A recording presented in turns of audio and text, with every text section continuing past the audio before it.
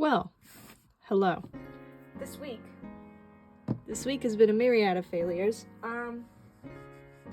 Remember how last video I mentioned I was going to do a marker drawing? Well, I tried really hard to do a marker drawing. Can't find it, hold on. Here's the marker paper pad that I bought, and everything's at the bottom of it. Hold on. Here's the first thing I drew, which I showed you. It was streaky, and I liked the drawing, but I didn't like the streakiness of it, and I just thought that that I must be using it wrong, right? So I tried again, and I found a really cool reference image, but then this happened. Look at, I don't know if it's a technique thing or if the markers are actually just horrifically dry. I think it is just that they're horrifically dry, because I used a different set of markers that I found. I don't like this, but I did it just to prove that it may have been a marker issue. So this was the marker situation, right? So I drew this lady. I really liked how she looked, and I was really excited. I was gonna go to some golds, and it was gonna be awesome. But no, that didn't happen. So we're gonna rejoin our comfort zone and just do a watercolor painting.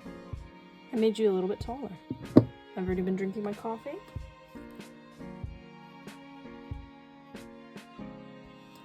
What do I want to draw? So I drew something. Okay, I should have shown you the process of this, but I didn't because I was feeling insecure. This is the first one I did, which was like off the main reference, and I really don't like it. I just don't like it. So I zoomed it in, because this is, I wanted intimacy. So here's the intimacy. I want to preface this with, I am sick. I have a head cold, so I apologize for the stuffiness. But, yeah. The jump cut between this drawing and then the final drawing you see was quite large. So I just wanted to say I changed the nose and the eyes because I didn't like them, and that's how we got where we got. Has it been a week? I think so. I'm pretty sure I posted last Monday as of now, and today's the following Tuesday.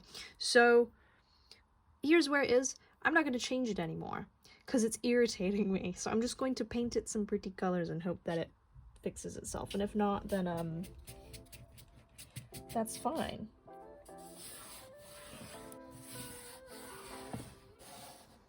I'm gonna do a little wash in the background, because I think I'm gonna go for like a midnight kind of scene. I'm gonna paint it behind the hair so I can have it shine through later. I'm also doing the voiceover by the time I finished the piece. Looking at it now, there's a lot of midnight blues, but I'm not sure someone looking at it would look at the piece and go, yeah, this piece is being done like it was midnight. I don't know if they'd get that vibe from this painting. Looking back, I should have kept these layers of paint that you see me putting down, not right now, but it gets to a point where I really like it with all the blooms and stuff. When you see me painting over that to try and make a sheer layer, that's me dying a little bit inside looking at this after the fact. Do I like where the painting ended up? Yes. But would I have preferred it as it was? Probably also yes. But it's fine. It's fine.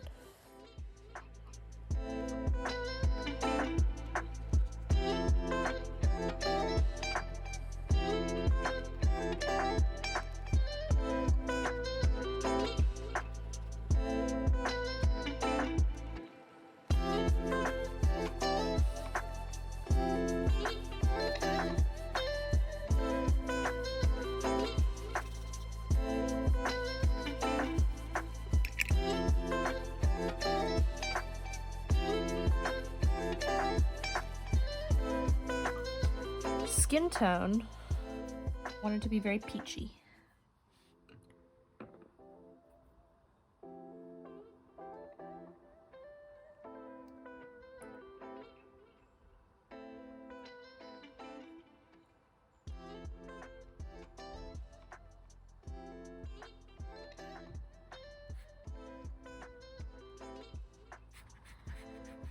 So my thought process is,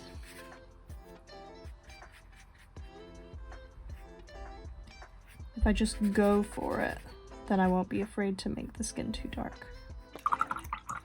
Let that dry. Her eyebrows. I think I'm gonna get, I don't know what color hair I want to give her.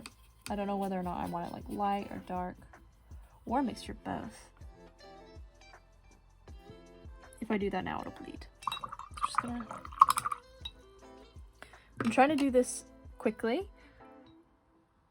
because I tend to be very careful when I'm doing watercolors, and I want to not be so careful.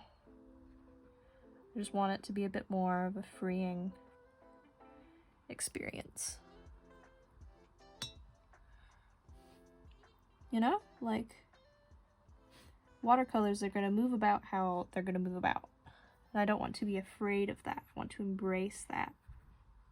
Painting skin, I've always found a little bit tricky because I never really know where to start. I've watched a lot of tutorials and stuff, and the ones that I often connected with the most is where they started with the eyes first, which is great. But I always manage to just make them they don't pop enough. I think I need to be more bold with my color choices. And this is also something I'm learning. With this piece and the last one that I did, I'm not very bold with my shadow colors and with my, like, skin building colors, you know, like to make it look 3D. I'm very safe, I feel. So I think moving forward, I'm gonna try and get references that are very dramatic in colors and try and just copy them the best I can. Because at the minute, I don't know how to place the colors in a way that would make sense. But I'm trying. That's all that matters. I've been doing a lot of thinking about what I want to be as an artist. And I've concluded I still don't really know. I've been watching a lot of people online and their explanations for figuring their stuff out. People say just create what inspires you, and that's great. That's fine. But I'm not totally certain. I have people who I love, but I don't know if they necessarily inspire me. Kellogg's Loops, definite inspiration. I mean, look at this. It just is, you know? But then some people say, look at what you always wanted to create in childhood.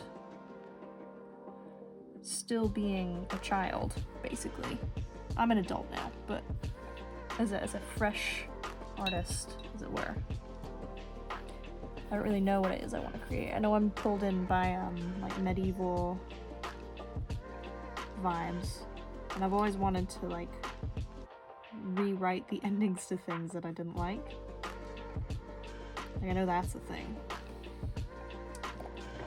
But I don't know if that seeps into my art yet. I don't know if that's something that's... I don't know. I'm still figuring stuff out.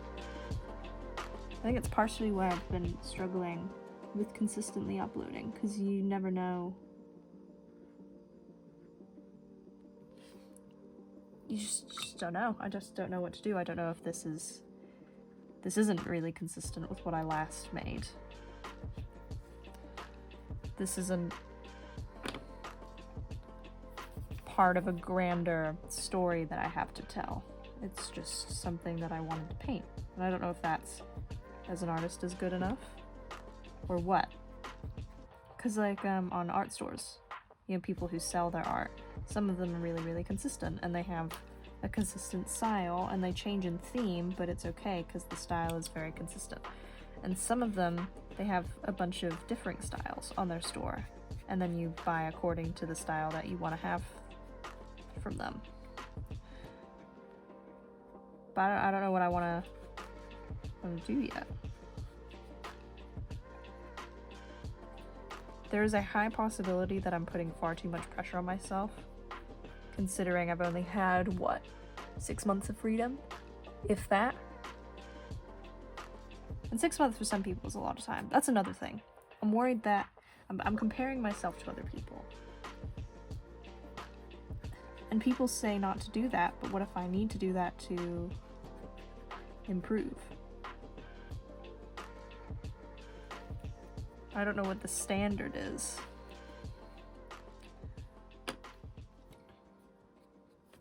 I just wish I knew what I was doing. I'm having a great time doing what I'm doing now. And that's probably what's most important, as long as I'm having a great time. And this isn't my source of income or anything, which is quite lucky. I'm quite lucky in that regard, so I can just do whatever I want and put whatever I want into it.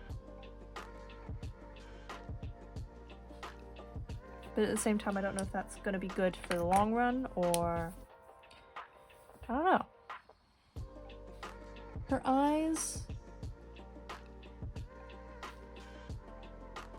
I'm going to temporarily make them red, and they'll either stay red or they'll become an undertone for what's going to go above it. Because I want some mysticism. Is that the right word? Mysticalness. Ooh. That's not good. I thought that that was drier. It's fine, she can have a red eyeshadow as well. Returning to the issue of who I am as an artist, I've also been thinking a lot about what uni course I'm going to end up doing. In my head, it's always been illustration. I've got all these university pamphlet, book, what have you, and illustration is something that I was always drawn to because it's something that made sense. You'll get given a brief, you'll work to that brief, you'll get to know how to work in a professional environment. All of that always sounded really just something that I always wanted. But looking at what I like to do in my work, I've been thinking a lot about if another path is better for me, like visual comms or character design or concept design or even animation, something I've always really enjoyed dissecting and looking at. I don't know yet. I think I'm gonna, during this gap year, I think I'm going to think a lot about what I actually enjoy doing as an artist, and I need to do research about the paths where illustrators go. And of course, at the end of the day, it doesn't matter too much. People don't do what they did for their uni course all the time, but I think it's definitely something that I need to look into to try and find my place as an artist, so I know where to lend my hands, if that makes sense.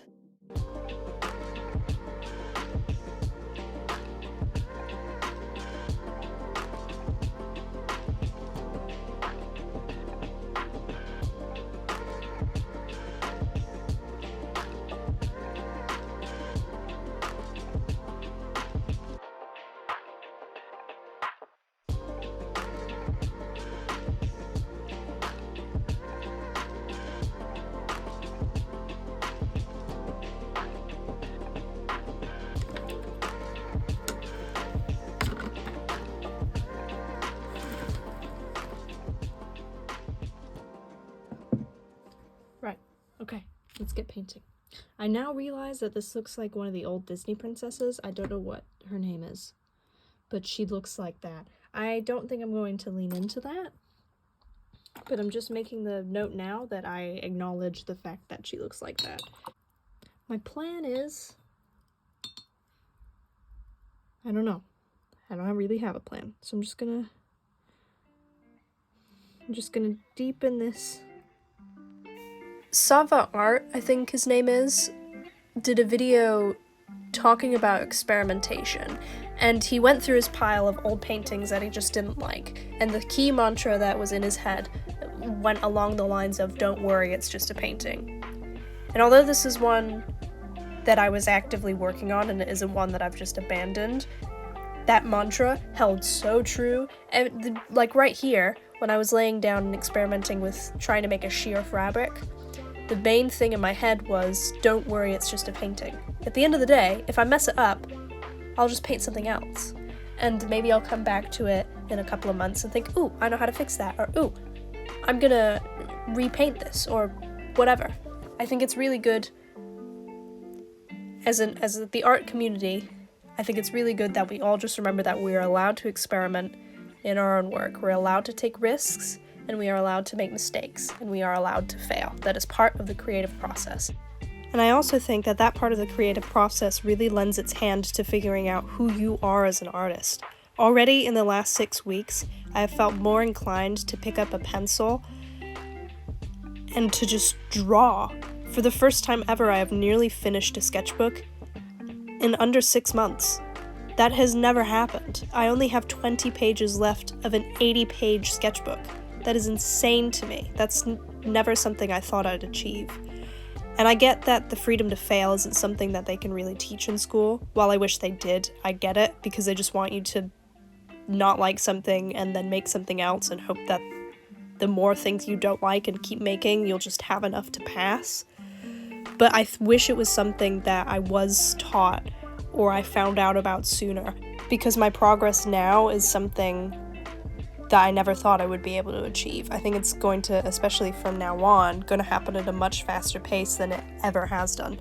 Particularly because I'm not just abandoning pieces anymore. If I'm allowed to fail, then I'm allowed to try and fix it. If I failed before, I just have to redo. But now I can just keep trudging on. I have an unlimited amount of time to just keep tweaking and to keep addressing. Does this mean I'm gonna find who I am really quickly? Probably not. This is one small piece of a very large puzzle, and while it is absolutely invaluable to figuring out the placement of everything else, I definitely have a lot of things to work on personally.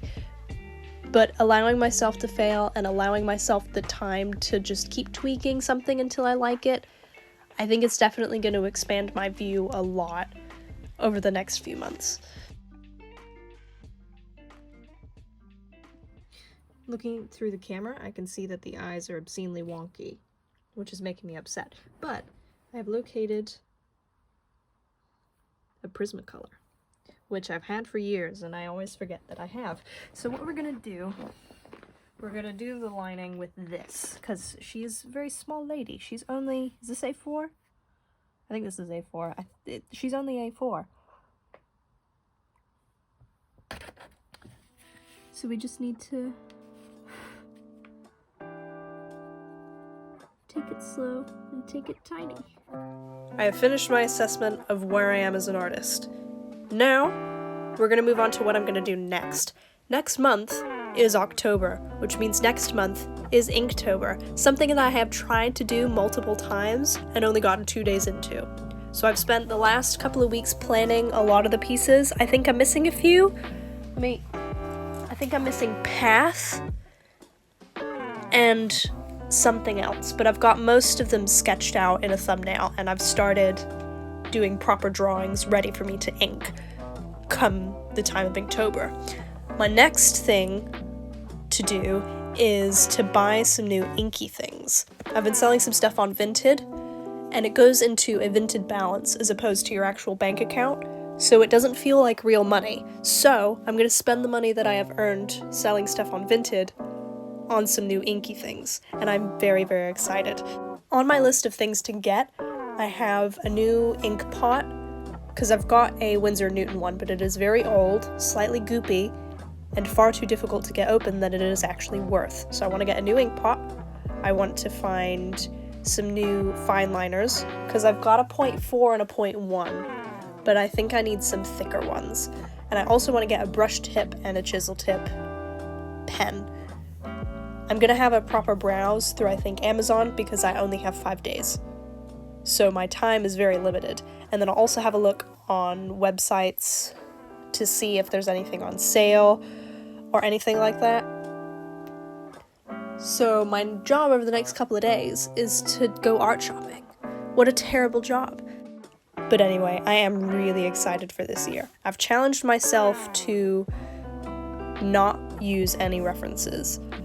This may be something I regret, but I want to put my figure drawing practice to good use. I've been doing a lot of figure drawing, and I am far from good, but I want to try and just wing it and see what happens. And I also don't want to be limited to a reference that I found that isn't what I initially envisioned. I think I'll be okay-ish, but we'll see. I think it'll be interesting to see if I do it again next year, how much I improve between now and then. Because Inktober for me isn't necessarily about the limitation of only being able to use ink, because I'm perfectly content only using ink. I really enjoy it. I love line art and all that stuff. So I wanted to add an additional challenge. Does this stem from laziness because I couldn't be bothered to take all the reference photos of myself to use? Yes, but I also think it will be a really good challenge and putting my work into practice. It's almost like a little test, but a friendly test, because if I need references, I will take them as and when. I'm just not going to stalk on them beforehand, especially for things like hands and maybe angles if I want to do some shading. But I mostly just want to wing it. There's a few pieces in my sketchbook that I've got so far, like for day 9, Bounce. It looks really weird and it looks like he is lunging, so I think I'm gonna have to take a reference photo or a reference video, but for the most part, I am just gonna use the skills that I've learned over the past few months. So yeah, I'm very excited.